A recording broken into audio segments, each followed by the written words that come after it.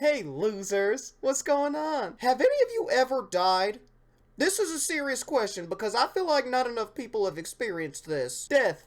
10 out of 10 would highly recommend. One thing that is certain is there has been a lot of people who have died throughout history. There have also been a very large number of stupid people throughout history as well. But what happens when you take stupid people and death and put them together? Daytime television entertainment is what happens. In 2008, Spike TV debuted its newest series, 1,000 Ways to Die. For any of those wondering, Spike TV is now the Paramount Network. 1,000 Ways to Die was a show that did reenactments of supposed ways that people have died throughout history. Now, I say supposedly with a lot of emphasis because some of the deaths in this show make absolutely no sense whatsoever and are super hard to believe that they were things that actually happened. You'll see what I mean a little bit later. Now, the events in this show are over-exaggerated for the sake of entertainment, but for the most part, these are supposedly things that actually happened. This first one is for all of my hardcore gamers out there. Those of you who have spent countless hours in front of your TV or computer arguing over whether or not some random 12-year-old from Vermont has actually fucked your mother. The fuck you say to me, you little shit? You shut up when I'm talking to you! There's a reason why video games make more money than movies. They are as addictive as crack. One of the good things about this show is that it's narrated by the man himself, Ron Perlman, aka this guy. I don't know exactly what it is, but something about that soothing, booming voice just adds a whole nother layer to this entire experience. Garth was a game junkie whose only reality was virtual. He lived for online tournaments with dozens of like-minded geeks. Attention, noobs and noobettes. I'm gonna knock all of you out. Attention, noobs and noobettes. I'm about to fuck your whole life up. You can just tell this show is straight out of 2008 just based on the fact they unironically use the word noob. And what the hell is a noobette? I ain't never heard that before in my life. The games can go on for days at a time. Online tournaments for games work like this. You pick your game, you pick your category of game, say deathmatch or capture the flag. Then you either compete by yourself or with a team. Going down, Levital! So the show brings in actual real experts to explain certain things in each specific scenario. Just like the deaths, some of these experts make absolutely no sense. Like, some of the fields of expertise don't even match up with what's going on in the scenario, and it's just some random title that they were given to make people seem legit. This guy is a video game historian, which I guess is pretty cool. I'm not too sure how you end up on that path in life, becoming a video game historian, but hey, he seems like he's doing pretty well for himself. Garth didn't want to miss 1 second of the action. Pizza delivery. Yeah, put it on my tab. He had a steady stream of junk food delivered. And for his bathroom needs, an empty bottle took care of number one, and a specially designed bucket seat took care of what came out the other end. Excuse me? This seems like something that you would only ever see on TV. Like, I don't think I've ever actually met a real-life person who was pissed in a bottle and shat in a bucket because they were too busy cranking 90s and poning the noobs. But hey, man, Garth has the heart of a champion. He refuses to accept defeat, even at the mercy of his own bowels. Garth will achieve victory by any means necessary, and that is the type of leader that I would want to follow. After 52 hours, Garth's bad diet and worse hygiene produced body sores, but he didn't care. He had eliminated all of his opponents. Everyone except Tina. Noobzors. Oh, why you keep running from me, you stupid girl? Oh, you don't like being beat by a girl? So at this point, Garth has been playing so long that he has sprouted actual volcanoes on his face. Seriously, if just one of those things were to burst, he could wipe out a small Amish village. So Garth is just breezing through this tournament and eliminating everybody, because, you know, he's a hardcore gamer and totally not a noob. That is, until he runs into Tina. Apparently, Tina is just the second coming of Nick Merckx and is just running a train on all the dudes in this tournament. Because, you know, girl power. Now, this is completely unacceptable for Garth. The only thing worse than losing the tournament would be losing the tournament to a girl. Because this is 2008. This is the time where girls were only supposed to be good at crying and listening to Green Day. Unfortunately for Garth, Tina ends up kicking his ass and winning the whole tournament. Finally, Tina took him down. Suck it! Suck it! You just got pwned! Garth was devastated. After 60 straight hours of non-stop gaming, Garth stood up and dropped, like someone had just pulled the plug on his avatar. Garth was a goner. Now, I'm gonna be honest. I kind of feel bad for Garth here. Like, he was really at rock bottom when he died, if you truly think about it. He's sweaty and smelly with giant zits on his face, bottles of piss and slices of stale pizza all over his room. He has no friends. On top of all that, he lost the tournament to a girl.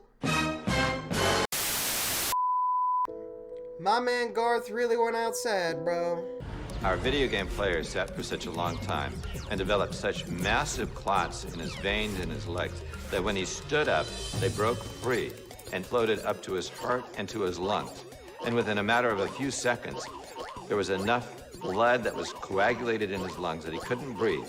And his heart probably stopped within a few minutes after that. It caused him to die. Now, I'm not too sure how accurate this scientific explanation is, but I guess we're all just gonna have to take this dude's word for it. Somebody call Bill Nye or Dr. Dre or something. Get a real expert in here. Game over. Garth.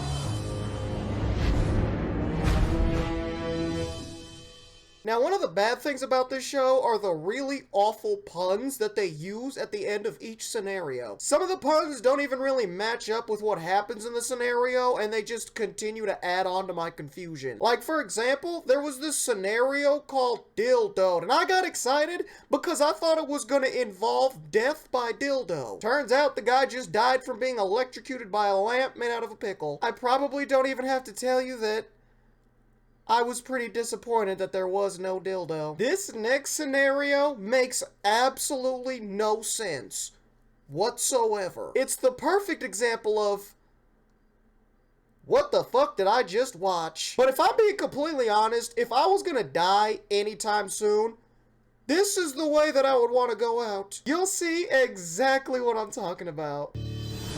After a day-long conference, what do two insurance salesmen do? Let's hit the bar. Drink. And once they're drunk, what do they hit next? Oh, check that out. A beauty pageant. We're going in. Hell yeah. Lovely ladies, lovely inside and out. So the backstory for this one is pretty straightforward, as you can see. Two insurance sale guys just had a long day of insurance sailing and decided to hit up the bar. After the bar, they stumble upon a random beauty pageant that's being hosted at the hotel. Getting drunk and admiring women. Just a couple of dudes doing some dude things. We've reached the final portion of the 11th annual Miss Inner Beauty pageant. But this pageant celebrated inner beauty, and the contestants were all plus-size models. That explains the nearly empty room. It's kind of fucked up the way that he says that. Like, he's just casually dropping disses, hoping anybody wouldn't notice. This pageant is for bigger women, which explains why it's completely empty. Only about 6 people have ever dared to bear witness to large women in bathing suits. These women are so large, you don't even have to be in the same room to watch. Like it just seemed completely unnecessary to me. Miss Allegra, Steve was there to have fun. what is your talent? Paul was there to make fun. Eating! Beth, My ambitions and goals are to help people. Why don't you leave us some food? Yo, my man Paul was wildin' out. He ain't holding back and he ain't showing no mercy. Well, why don't you leave us some food? I'm sorry, bro, but my man Paul is absolutely cooking them. Finally, the plum plumpers were fed up with the insults. Hello, why are you here? Just as they were ready to unload on their hecklers, their combined load broke the corner support of the stage, and a human avalanche was on. Alegria got it going with 314 pounds. Beth contributed another 330. Devin topped him off with her 353. It all added added up to a breathtaking, life-removing 997 pounds of pulchritudinous pounding that shut Paul's mouth forever. Yep.